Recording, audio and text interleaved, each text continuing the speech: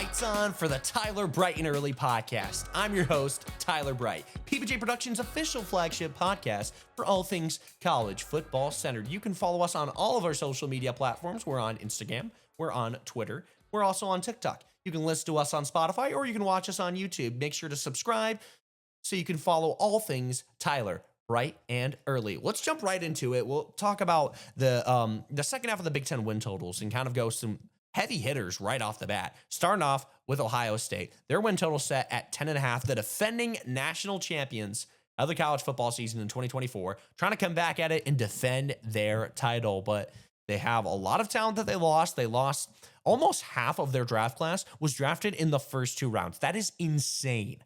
That is insane. And they lost their starting quarterback, Will Howard, but I still think they have some talent at the wide receiver positions as well as the defensive backs. You know, a lot of people say, are they DBU? Not getting into that debate today, but let's look at the schedule for the Buckeyes. They're starting off with a doozy in week one. The Texas Longhorns. They host them at home. Then they go to Grambling State. Or no, they host Grambling State. That'd be crazy. Imagine if they went to Grambling State. Then they host Ohio, at Washington, Minnesota, at Illinois, at Wisconsin, Penn State, at Purdue, UCLA, Rutgers, at Michigan, Had a little bit of a hiccup. So I think I'm going to take the over at 10.5. I still think there's a ton of talent on this Ohio State team, but they got some potential traps. They got some potential traps in there. Obviously, the Texas game, that could be a toss-up game. I could see either team winning that game. But then I think they're in the clear for a little while. They could get tripped up at Illinois. They could lose to Penn State, and then they could always lose at Michigan. Michigan kind of taking advantage of that rivalry after the Buckeyes dominated it for so long. But I'm going to take the over. I think 11-1 is pretty likely. They could even go undefeated if they're able to get that win out in week one against Texas. So next up, we got the Oregon Ducks. The Oregon Ducks, they are also set at 10.5. If I can click on Oregon. Okay, the Oregon Ducks. They lost Dylan Gabriel, but and they also lost Derek Hammond, Josh Connerly Jr., Terrence Ferguson. But if you look at their schedule, they host Montana State, Oklahoma State, at Northwestern, Oregon State, at Penn State, Indiana, at Rutgers, Wisconsin, at Iowa, Minnesota, USC, and at Washington. I'm going to take the over, even though they do have some tough games. I think the toughest game really for them is just at Penn State. But I could totally see them going undefeated. It could very much happen because I think they're going to walk through the rest of their schedule. The biggest test for them is going to be in the playoffs. And most likely, if they go 11-1 or 12-0, they're probably going to make the Big Ten title game once again. So it's like, I don't know, man. It's the test is going to be in the postseason for this Oregon Ducks team. I'm not so much worried about them in the regular season, but I also like Will Stein. I like him. I think he's a pretty good coordinator. I also like Tosh Lapoy. He's their defensive coordinator, and yeah, they're going to be a tough team. They're not going anywhere anytime soon. But next up, we got the Penn State Nittany Lions, coached by James Franklin. They lost Tom Allen as a defensive coordinator. He went all the way down to Clemson to coach that team. But let's take a look at the schedule. So Nevada, FIU, Villanova, Oregon, at UCLA, Northwestern, at Iowa, at Ohio State, Indiana, at Michigan State, Nebraska, and at Rutgers. So they're at 10.5, and I am going to take the under. 3 10.5s in a row, 2 overs, but I'm going to have to go under on this one. And that's mainly because they have to host Oregon, which they have the advantage in that, but they also go on the road at Ohio State. Now, if they win one of those, they're probably in the clear, but they could also lose to Indiana. I mean, Indiana, I don't think they'll be as good this year, but they're still going to be a good team. So it's just more so like, I don't know. They're still going to be a good team. Just maybe not a playoff team, but they could get upset by someone along the line. Drew Aller, I liked him. I think he's going to have another great year.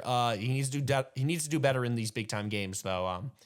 He looked like in shambles in that last drive, especially in the playoffs. So yeah, I want to see more. See him take those next steps so he can set himself and build his draft stock for the NFL. But yeah, that's what I got on Penn State. So after Penn State, we got USC. Their win total is set at 7.5. And when we look at the schedule, This team coached by Lincoln Riley. Missouri State, Georgia Southern, at Purdue, Michigan State, at Illinois, Michigan, at Notre Dame, at Nebraska, Northwestern, Iowa, at Oregon, and UCLA. Well, you got to look at the automatic losses. You're probably going to lose at Oregon and at Notre Dame. Those are the automatic ones. So that's 2 losses right there. Now, worst case scenario, you lose at Nebraska, at Illinois. So those are 4 losses right there. But are they really going to lose to anyone else? Maybe at Michigan. So that puts them at 7-5, and that will put them under. But I'm taking the over. I'm taking the over because I think they could beat someone in there.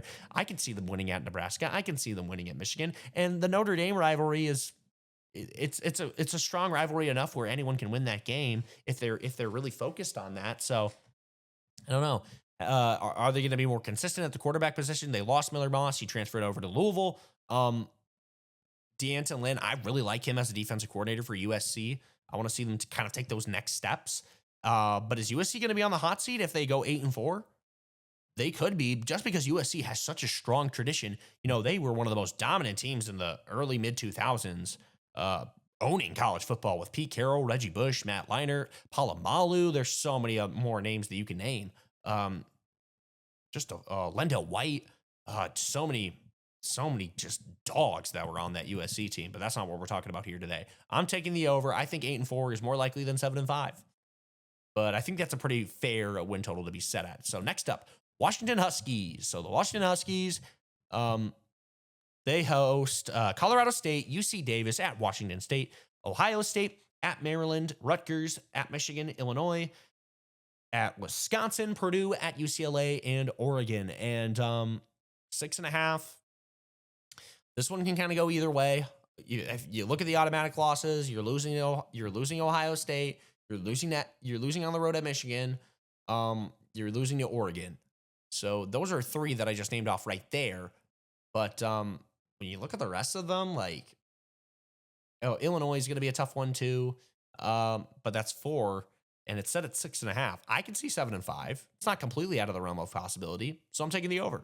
I'm taking the over on the Washington Huskies. Jedd Fisch.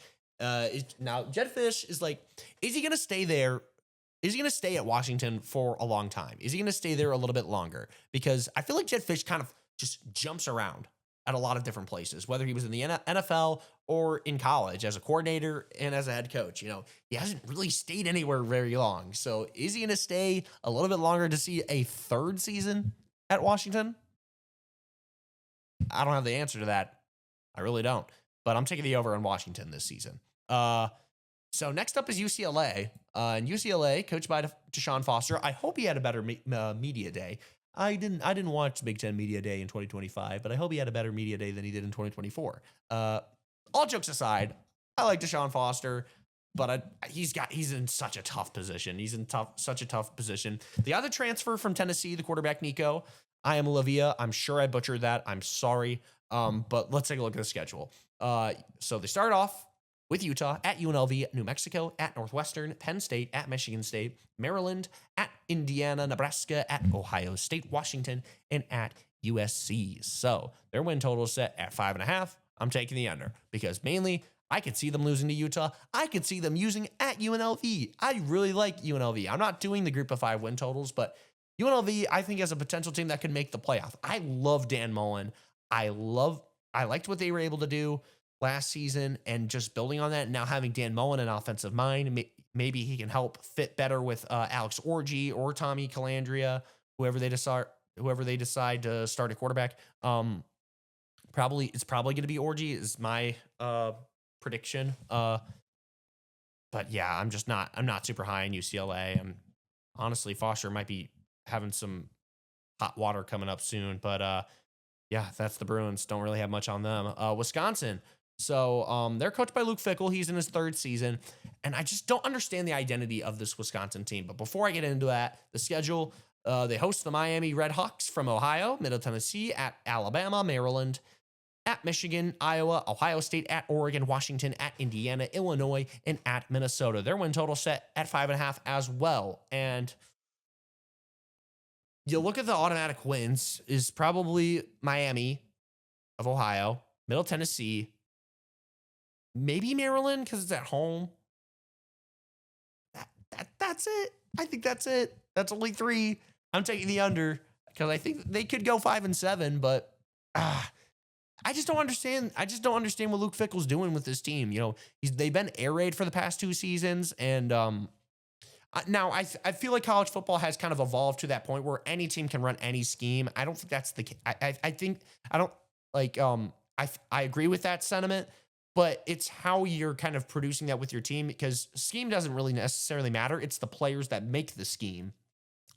But you got to set your players up for success. And I'm not sure with the players that they have at Wisconsin that they should be running an air raid offense or like a spread offense. I feel like they had so much success, ground and pound, smash mouth football, kind of running that old school pro style offense, but it was productive. And that's one of the reasons why they were in the early 2010s winning Big Ten titles, competing for Rose Bowls. I don't know. There's just a lot of question marks on this team. And I just don't understand the identity of this Luke Fickell Wisconsin team. I really liked him at Cincinnati.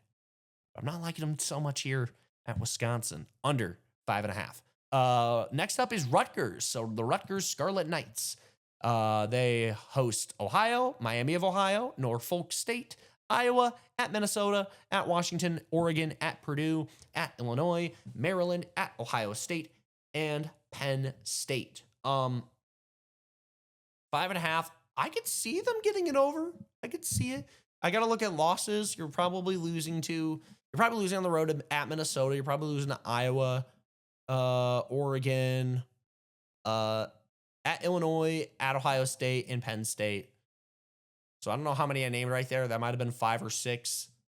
But if it's at 5.5, I'm taking the over. I'm taking a risk. I'm buying in on the Scarlet Knights. I think they can go 6-6 and make a bowl game. I said it. Said it. Mic drop. Boom.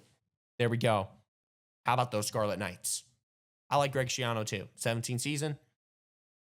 He knows what's up. And last but not least, we got the Purdue Boilermakers. Barry Odom coming in from UNLV, now the head coach of this team in West Lafayette. Look at the schedule. They host Ball State, Southern Illinois, and USC right off the bat. At Notre Dame, Illinois, at Minnesota, at Northwestern, Rutgers, at Michigan, Ohio State, at Washington, and Indiana in the old Oaken Bucket. 3.5 is their win total. I think that's really low, and I know Purdue was a train wreck last season. But if you look at, like, I think they'll win Ball State and Southern Illinois, and then you're telling me that they can't win 4 more games against either USC, Illinois, at Minnesota, at Northwestern, or at Michigan, or at Washington. Sorry, not Michigan. At Washington. You're telling me they can't win 2 of those games? I'm mainly looking at Northwestern and at Minnesota, which those are both going to be tough games. I'm going to go over. Maybe I'm being bullish. I could see them going 4-8, and it's not like that's fantastic. Oh, you went 4-8. I think they could do it. Barry Odom, he did have some good stretches at Missouri. It just wasn't anything glorious or like flashy. And it's starting to, and some can argue that, it's not as good as what Eli Drinkwitz's doing right now. But that's not. We'll talk about Missouri a little bit more next week. But that's the win total for the entire Big Ten. Next week, we're going to be talking about the SEC win totals, and we're doing the entire conference for that next episode. So get all things SEC because it just means more, as they like to say. But yeah, that's what I got on the Big Ten. So next up in our news of college football, let's talk about John Mateer and the whole sports gambling thing. So the thing about John Mateer, people have been caught on to the transactions that have been going on Venmo relating to sports gambling that has been said in the Venmo transactions. Some would say, is he gambling on sports? Is this what's been going on? You're seeing some games being mentioned in the transactions. And I'm just going to read the quote that John Mateer said just to kind of give his insight on it. So he says, I've never bet on sports. These were meant I'm paraphrasing a little bit. I'll say, and I quote, I've never bet on sports. I understand the seriousness of the matter, but recognize that taken out of context, those Venmo descriptions suggest otherwise. I can assure my teammates, coaches, and officials at the NCAA that I have not engaged in any sports gambling. He also mentions about how those transactions were inside jokes between me and my friends. Now, I'm not a lawyer. I don't have all of the context going on in the situation. I can't challenge that, whether it was or wasn't an inside joke between me and my friends. And we live in a country where you're innocent until proven guilty. Now, why that would be an inside joke, I have no idea because I don't, like I said, I don't have the context. But does it seem odd to me? Yes, I do think it's a little bit odd, especially since you can make those transactions private on Venmo. You could have done that, but I mean, hindsight's 2020. Everyone's in this modern age, everyone's trying to find any little sliver that they can take advantage of and blast that out to the media and take the narrative however they want it. But I'm not going to make any conclusions. It's definitely a tough situation for John Mateer. I don't know if it's really going to amount to anything of a suspension or ineligibility. I don't think it's going to be the case, and I think he's still going to have a pretty good season in 2025, transferring over to Oklahoma. But I think he's going to be in for a good year. Now, for the rest of the team, I'm not so sure for the Oklahoma Sooners, but we'll leave that to next week. But yeah, that's what I got going on in the world of college football. So moving on to the NFL, let's talk about Jon Gruden. Not talking about the Jon Gruden news that you're probably seeing all over about the court stuff. I'm not interested in talking about that. Not at all. So not talking about that. But what I am going to talk about Jon Gruden is he wants to get back into coaching, so to say, which I think is very interesting. And I'm probably going to say something that maybe not a lot of people agree with, with Jon Gruden, but people around me have heard me say this time and time again. I think Jon Gruden is the most overrated head coach in NFL history.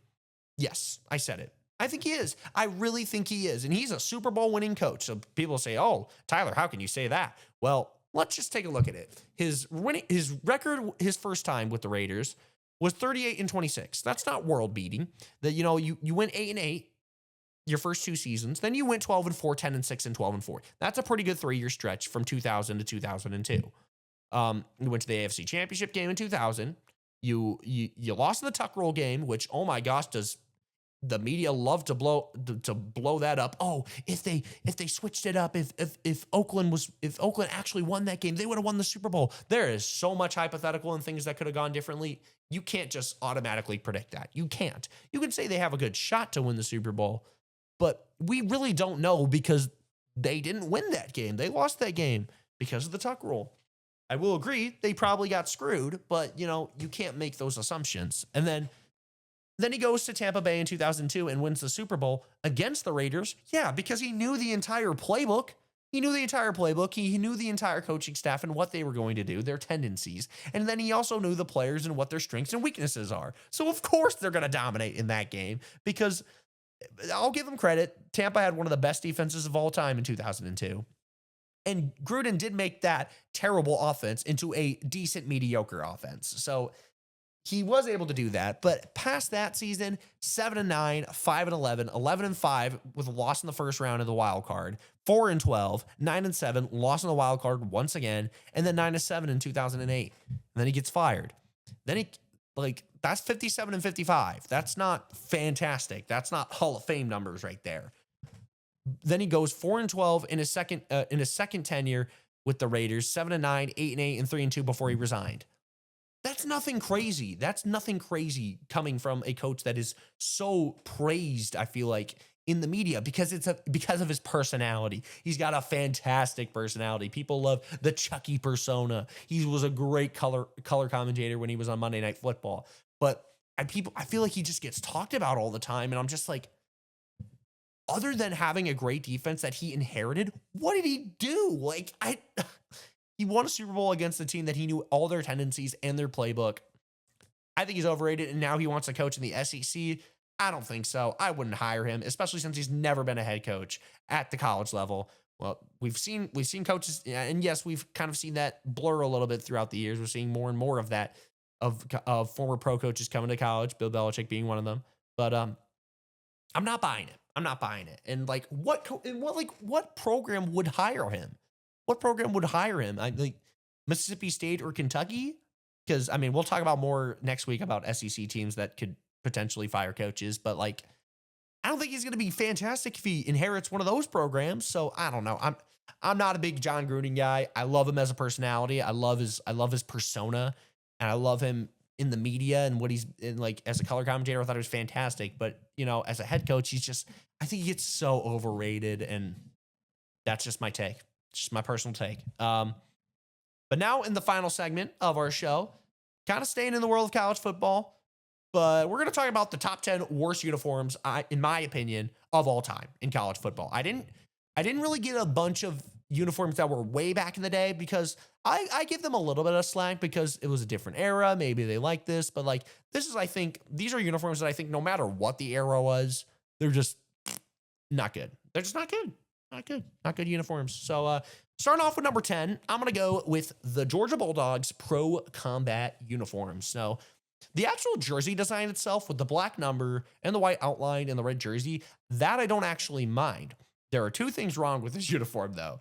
One, the helmet is atrocious. That helmet, gray helmet with the Georgia logo and the red stripe down the middle. What are we doing? That looks terrible. But if you had like a black helmet or the red helmet, it would have looked a lot better. But like that, what is that? What is that? And then you also have like the weird texture of the pants that it seems like so like, I don't know why it's so glossy. If it probably was a pain to take off. And I think the uniforms are the same as well. Like what was the point of that texture? I don't know. I'm not a fan of it, but I think there's also worse on this list. So that's my take on that. Next up, we got the Michigan State uniforms from, I think they came out in like 2019. The neon uniforms, the neon pants, and the neon state huge text across the collarbone of the shoulder pads. Why? Like Michigan State has made some pretty good uniforms too. I really liked like kind of like the Greek designs that they added and the script lettering. They've had some really good uniforms over the years, but this one's just not it. It's just not it. I just think the big font of the state, like, what are we doing? What are we doing? That's Michigan State. Next up at number 8, and I'm trying to decide what did I put at number 8? Oh yeah, Notre Dame. Almost gave it away. At number 8, we got the Notre Dame pinstripes that they played in the Shamrock series in, I believe, 2018. Yeah, 2018, I think. Honestly, they could have done this where it could have looked a lot better, but like, why do you have pinstripes on only the shoulders and then you have the regular Notre Dame sort of like what are we doing? It just kind of feels like it was just slapped together on Illustrator. And then the helmet, I'm not liking just the circle in the Notre Dame. You should have just gone with a gold or do a pinstripe or something. I don't know. I'm not liking it. It's a no for me. It's a no for me. Just no.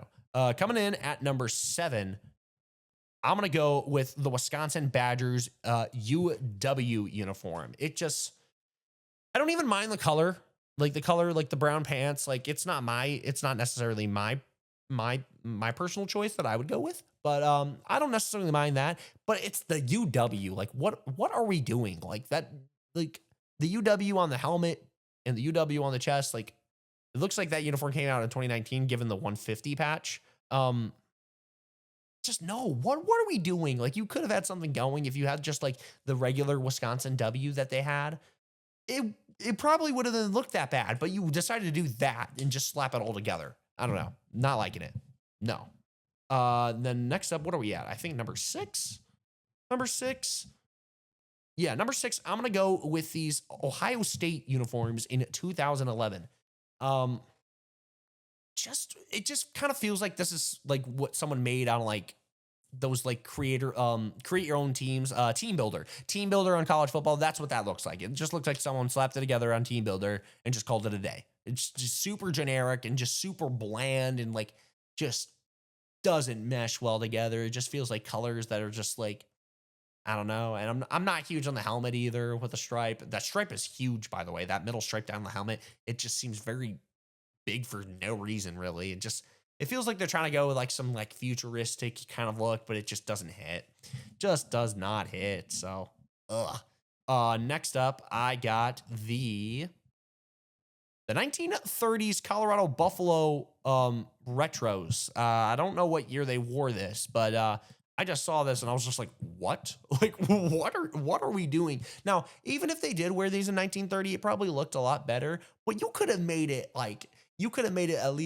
at least a little bit more simpler and not just like burn our eyes. Like it feels like it's burning our eyes. Like I'm just, like, what are we doing? That's what I got on that. So next, number 5. Number 5, I have the Tennessee uniforms from 2009, the black uniform in the orange pants. Now I'm talking about the first iteration of this. The new iteration of this of the All Blacks, kind of fire. I kind of like him. But these ones, I think they came out in Lane Kiffin's season. Like, what is the combo? Like, why do you have the white helmet and then the black uniform? Like, what was the point on that? Like, you just wanted to like mix it up and just throw it and call it a day. It almost looks like there was like a uniform like malfunction or something. Like they didn't clean the uniforms or something. So they just said, oh, we'll just run it out with these. It's just like, why? Why did you decide to do that? No, it's a no from me. Number 4, I think we're at number 4. Sorry, I didn't have these logos in order, which is probably my bad. So, I'm going to go with the Bumblebee Michigan uniforms. These are bad. Like, these are really bad. And honestly, I wasn't initially thinking about this one at first. I actually was thinking about the ones that they wore in 2017 against Florida, the all maize uniforms. Maybe that's a hot take. I don't like those uniforms. I was going to put that at number 10. But then I saw these when I looked it up, because I literally looked up ugly Michigan uniforms thinking that, but because it is a hot take, it didn't come up. So it showed this instead. And I was like, that is atrocious. What were we thinking? Like, what is this Bumblebee design? It's kind of similar to like what the Pittsburgh Steelers wore. And the only reason I know this was when I played like Madden 11 and they had like that kind of same thing, the Bumblebee. It was just, like, I think it was supposed to be a retro or like an AFL uniform, but it was just not good. Just not it. But then next I have the 2017 Gator Skins uniforms. Like, I think it's funny because as a kid I thought I liked them, but like these are just, why? Like, it just looks so bad. It looks so bad. Like, first of all, why did you go with like, why the gator on the helmet? If anything, you should have made the skins the helmet and then done like regular everything else, or do something different. And I like the concept, what they were trying to go with. It just didn't work. It was a big shot and you just missed. In fact, you airballed. But you live and you learn. And I'm not even sure if these were 10. I'm going to look back if this was even 10. Hold on. 1, 2, 3, 4, 5, 6, 7, 8, 9. It is 10. So I think I was just numbering them out of order. But the worst uniform of all time, from Tyler Bright's perspective and his opinion, whatever the heck this Eastern Michigan uniform is. What is this?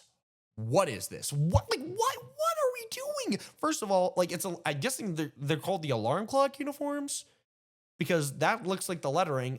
First of all, trash. Second of all, like, why is like the Eastern Michigan like above? I don't like how like it's split up like that. I feel like it should just be like on the top, like Eastern Michigan, like either one word across or just have Eastern on the top and Michigan on the bottom above the letters, not above and below, like what they did right there.